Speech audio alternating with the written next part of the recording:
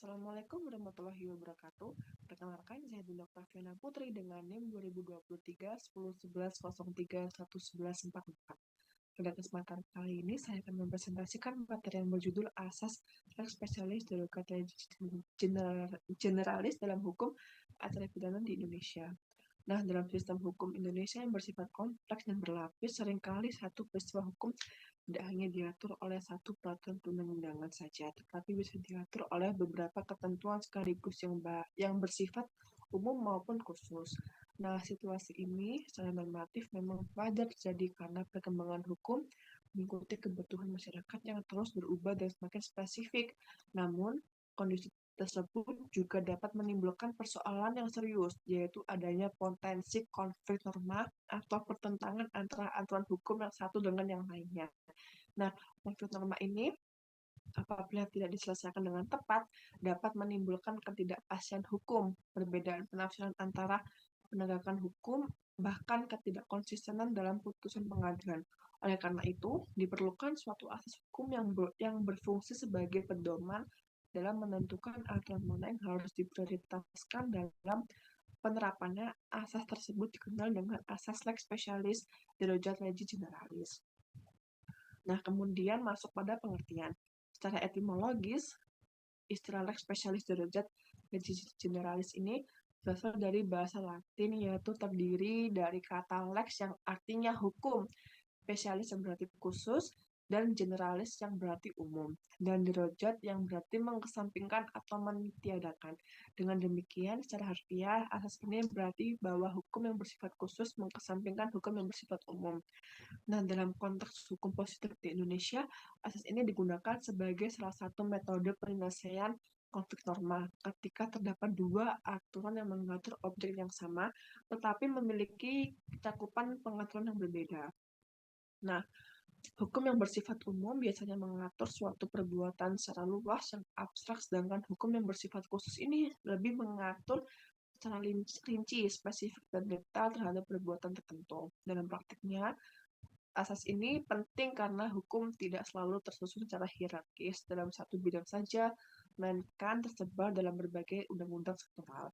Misalnya, dalam hukum pidana terdapat KUHP sebagai hukum pidana umum, tetapi juga terdapat undang-undang khusus seperti undang-undang tindak pidana korupsi, undang-undang narkotika, dan lain sebagainya. Tanpa adanya asas ini, maka akan terjadi kesulitan dalam menentukan norma mana yang harus diterapkan dalam suatu perkara sehingga dapat menghambat proses penegakan hukum. Nah, oleh karena itu, asas ini tidak hanya berfungsi sebagai teori hukum, tetapi juga sebagai instrumen praktis dalam memberikan kepastian hukum, keadilan, dan efektivitas dalam sistem peradilan pidana.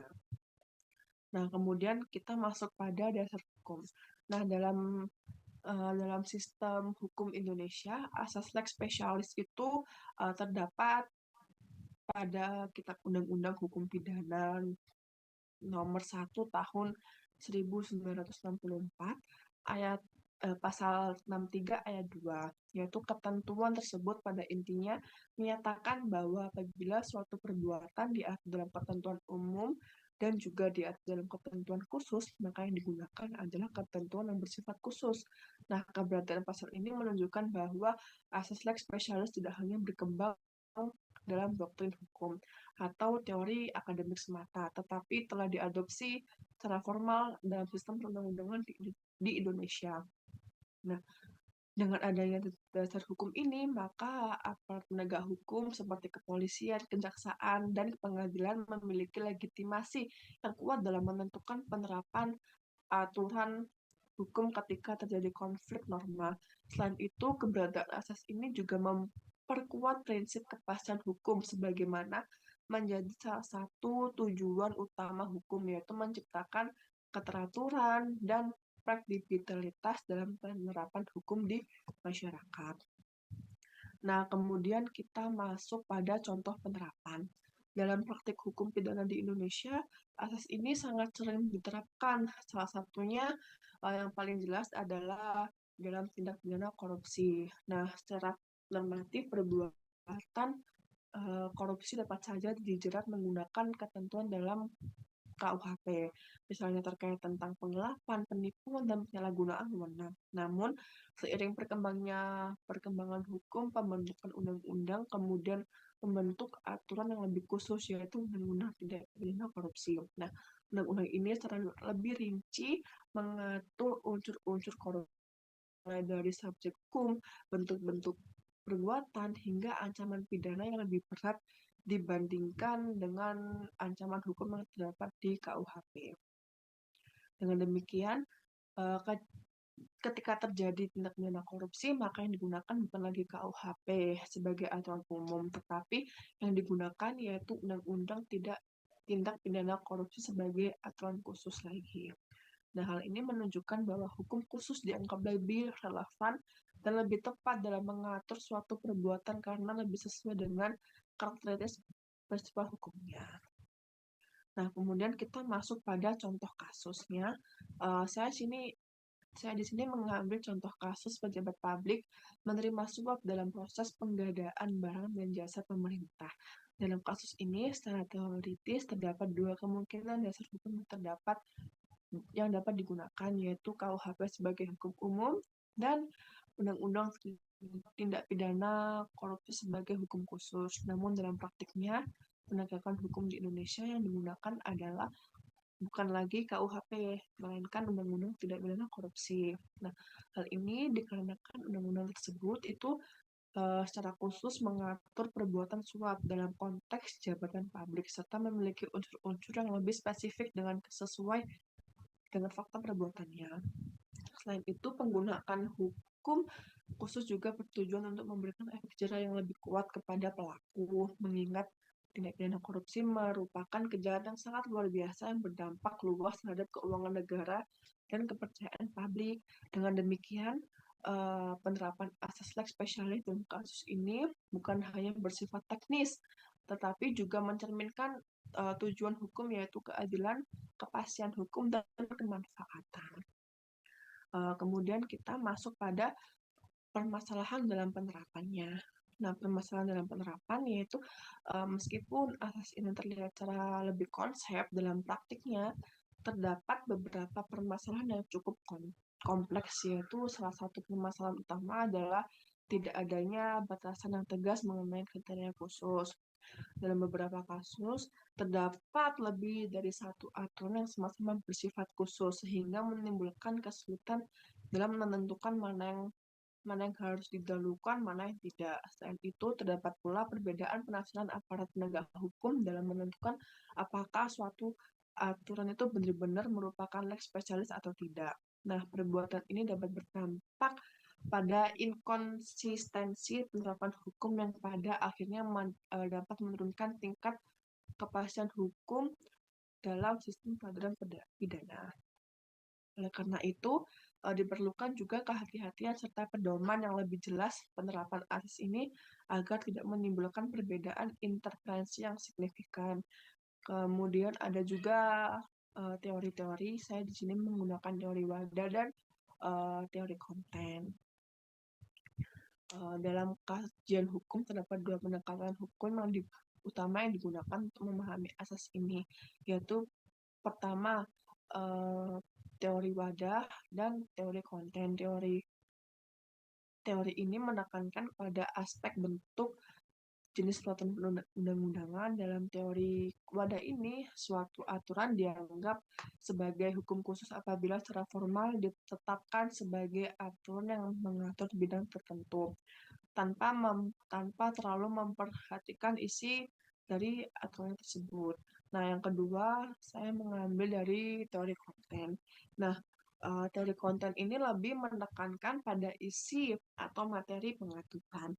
Dalam pendekatan ini, suatu aturan itu dianggap lebih lex specialis apabila isi aturannya itu lebih spesifik dan lebih relevan dengan peristiwa hukum yang terjadi, meskipun secara hierarki atau bentuk tidak selalu lebih tinggi. Nah, perbedaan kedua teori ini sering menimbulkan perbedaan dalam praktik peradilan, terutama dalam proses penafsiran oleh hakim di pengadilan. Nah, akibatnya penerapan asas ini tidak selalu seragam, sehingga dalam beberapa kasus terdapat menimbulkan perbedaan putusan yang berdampak pada kepastian hukum. Kemudian ada dalam penerapan pada hukum acara pidana.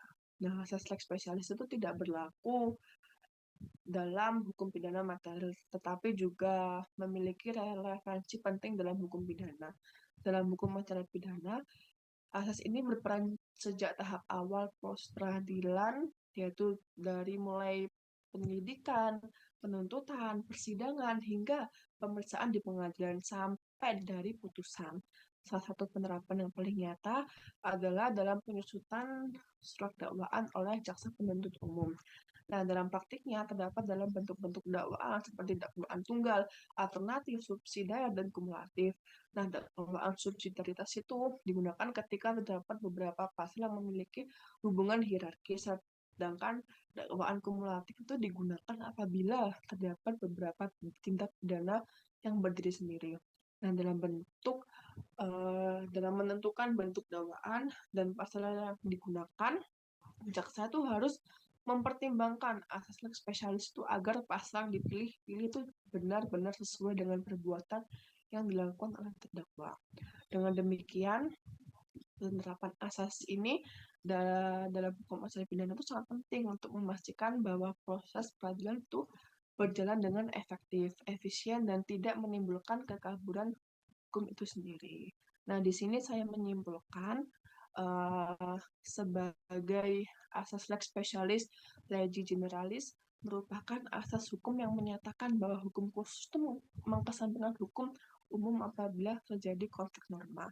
Asas ini memiliki peran yang sangat penting dalam sistem hukum Indonesia, khususnya dalam memberikan kepastian hukum, mencegah tumpang tindih aturan, serta membantu aparat penegak hukum dalam menentukan norma yang paling tepat untuk diterapkan. Namun demikian, dalam praktiknya masih terdapat beberapa tantangan, terutama dalam hal penafsiran dan penentuan kriteria dalam kriteria hukum khusus. Nah, oleh karena itu, diperlukan pemahaman yang mendalam serta konsistensi dalam penerapan asas ini. Nah, agar tujuannya hukum dapat tercapai secara optimal. Demikian, saya mengambil sumber referensi dari yang pertama Yonatan Aryadi Wicaksono 2021, Dualisme Pemaknaan Asas Lex Spesialis Juris Generalis, Jurnal Verstak Vol 9 nomor 3 Fakultas Hukum Universitas 11. Kemudian yang kedua saya mengambil dari Asmiati Zulfia dan Fitri Amalia tahun 2025, penerapan adagium Lex Spesialis Derajat Legis Generalis dalam penerapan pidana korupsi di Indonesia, Jurnal Hukum. Yang ketiga saya mengambil dari jurnal Sinta Agustina, yaitu implementasi asas lex specialis derajat legis generali dalam sistem peradilan pidana. Yang keempat tuh saya mengambil dari Kitab Undang-Undang Hukum Pidana nomor 1 tahun 1964. Sekian yang saya sampaikan mengenai asas lex specialis legis generalis dalam hukum pidana di Indonesia. Semoga penjelasan saya yang memberikan gambaran yang lebih komprehensif mengenai pentingnya asas ini dalam hukum kita. Terima kasih atas perhatiannya. Wassalamualaikum warahmatullahi wabarakatuh.